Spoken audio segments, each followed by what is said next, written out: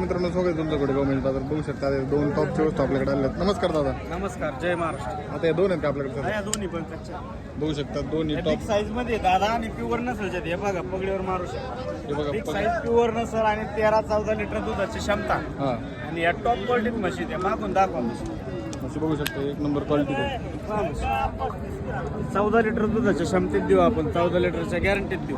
14 लिटरची गॅरंटी. हिला किती दिवस टाईम आहे? 5-6 दिवस टाइम. क्वालिटी बघा, नसल बघा, जात गोत बघा.